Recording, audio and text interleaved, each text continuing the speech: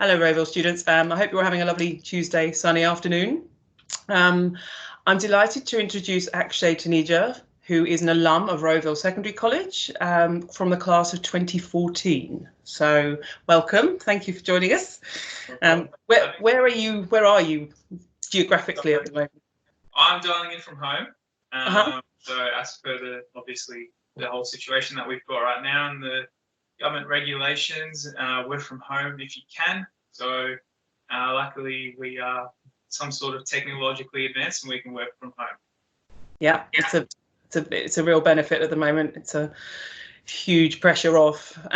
So 6 years off from Rowville Secondary College, and you've packed in an awful lot. But whilst you were at high school, you also did an awful lot there. You were the junior and senior school leader, and the student representative for the school council. And really important that student voice was heard. So after school, you kind of carried on the same way. You went along and studied not 1 but 2 degrees at Monash University. Why do 1 when you can do 2? A double degree in commerce and economics, and then a triple major in finance, economics and international commerce. So I had to write those down to remember them all, I'll be honest. A mouthful. Yeah, I mean, you've done an awful lot, clearly, and you were recognised as one of the top 100 future leaders of Australia, and top 9 in Australia for Westpac banking and finance. So you're very capable in those fields, obviously, and you're working as a mergers and acquisitions analyst. Was there anything at school that said this is your pathway? Because it speaks volumes that you've studied the key kind of finance, economics areas. Was there something at school, or was it just always going to be the path that you followed? So for me, it was my journey is a little odd. During year 12 in high school, I was originally studying to get into medicine. So all my prerequisites, everything was medicine related. But one of my subjects I did in VCE was business management, and there's one key thing that I did there, which was market day. I'm not sure if that still happens to this day. But that was my first real opportunity of running a business myself, where me and my 2 mates, we ended up making, I think it was like $500 profit over 2 days. So that was my first taste of like, hey, you know what, this is something that I quite enjoyed. And at the end of it all, I was quite fascinated that I was willing to work so many hours just for those 2 days, but it was something I was passionate about. And to me, that speaks more volumes than rather doing like something you're not fully interested in or passionate about just because it pays better. So for me, it was business. But then the other thing is my parents have had multiple businesses growing up. So I've always been brought up with an entrepreneurial mindset. So everything I look at, it's almost as in what can I do to make it better? And then, so business management, economics through BCE and that sort of background just led me to be, you know what, maybe business is more my calling rather than medicine. But still, I wasn't 100% sure what business, whether it was investment banking or marketing, whatever it was.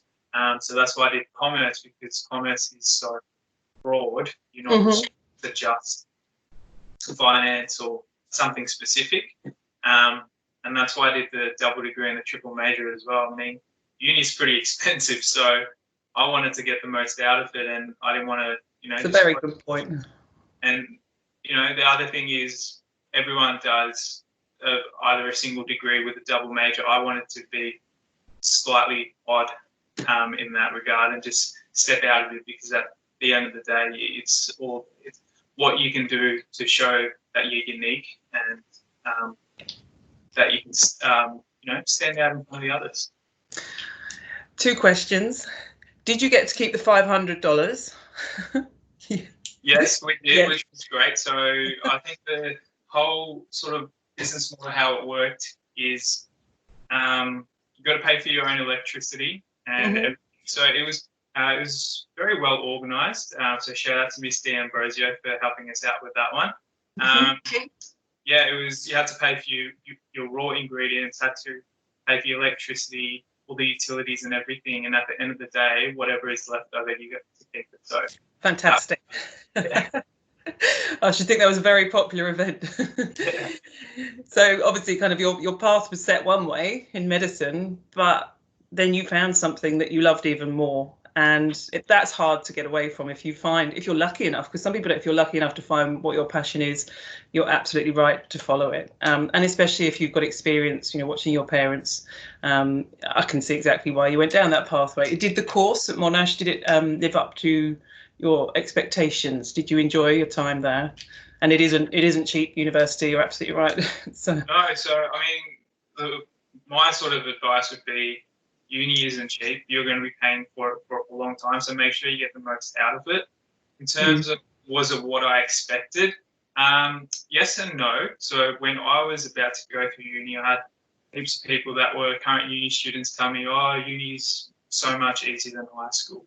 I don't want to give a false hope to anyone.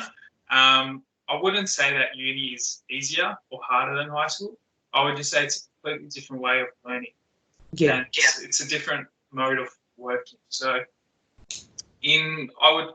high school is almost, it's quite safe. There's lots of safeguards out there. There's lots of different support avenues. You've got your teachers constantly checking up, making sure you're on the right track. They're providing guidance to you. Uni is completely the other side of the spectrum. It's complete independent learning. It's completely up to you if you do want to do the work and get what you want to get out of your course and ultimately your money. So there is a sort of transition that you need to do. And oftentimes, smartest people with the highest ATAR, they struggle to adjust because it's a completely different way of learning. So I was lucky in the sense that my brother is a couple of years older than me and he went to uni before. So I could see the challenges that he was going through and I was preparing myself for it. But if you don't have anyone that is like a family member that's going through it, just go on campus and just have a look what campus life is actually like. And you would realise that everyone is there doing independent learning, making themselves accountable, making sure that they're getting the goal that they want. So yeah, it's not harder, not easier, just. Was there anything in particular you did, like in terms of structuring yourself or being disciplined that helped? Any particular techniques? I know exactly what you mean. University is, if you don't turn up, no one's going to chase you, but you will fail at the end of the term. Yeah. 100%. Like so many of my friends failed. Their first year for many people is just around learning and transitioning and adjusting. So. If you don't adjust straight away, obviously there are very high chances that you would fail. But I mean, there's lots of learning that will come out of it. I was lucky enough to be able to transition quite easily, purely because ever since I was in year 12, I was doing a lot of independent learning. I was going home and trying to learn things myself on the internet, and now there's so many resources out there. You can just learn yourself. But the other thing was I've always had multiple part-time jobs while studying and doing extracurricular stuff. So that helps me with multitasking. So as well as prioritizing. So really just take a step back and understand what your priority is. Don't leave things to the last minute. I did that a couple of times. At school it might work because, again, I said you've got the safeguards, but it's not a habit that you should be developing. It's definitely not a habit that you should have at uni. So many of my friends have failed so easily because they thought they could catch up at the last minute. So. Very, very wise words. I can 2 or 3 names, even at my old age, pop into my head of friends from uni who didn't finish the last year, didn't make it, didn't pass it. And pulling an all-nighter doesn't work either. Yeah, no, it's too late by then. It sounded good at the time. I've definitely done my fair share of all-nighters, but you will just feel so much better if you don't have to do them. So if I was to do it again, 100%, it would be plan out your work schedule, plan out your plan of attack, essentially, and how you're going to get the assignment done without having to pull all-nighters. It's so much better to get few hours of sleep rather than 0 hours of sleep. So. Yeah. Oh, you've been extremely helpful and very practical, and the advice, the experience you've got is invaluable in work and career pathways. Current times are, I don't think anybody, they're unprecedented. I don't think anybody's had experience like this at all. So it's there, for a year 11 and year 12 student, this is not a great time to be in that particular year. But is there any advice you would be able to offer them in terms of how to get their heads around it and look past it, maybe? Oh, of course. So it's like any sort of economic cycle. There's always a downturn, but there will be an upturn. So that's one key thing to remember. The other thing is, for anyone in school right now, I reckon you guys are probably in the best spot. When you start graduating, going through to uni, you will be best placed in the job market. So definitely don't stress about what's happening right now. You will definitely be best placed. So in terms of timing, you couldn't have timed being in BC and better. But then the other thing is, I see crisis, especially this, as areas of opportunity. So while you're having a downtime, you should be researching, like, hey, is this the career path that I actually want to go down? Hey, is this the uni that I want to go into? If you've got a business idea, you could be the next $1 million app could be developed by you guys. So I'd be definitely using this time more wisely and productively. If you wanted to learn how to trade shares, that's maybe what you could be doing. If you want to learn a musical instrument, do that. Learn a language. There's so many resources online. So use this time productively, and you will definitely thank yourself for it. But the other thing is, it is also important to take your time and reset. So if you have been working really hard, if you are burnt out, make sure you do take some time off and maybe do some deep thinking about yourself and say, hey, what do I actually want to do with my life? Hey, this is accounting for me?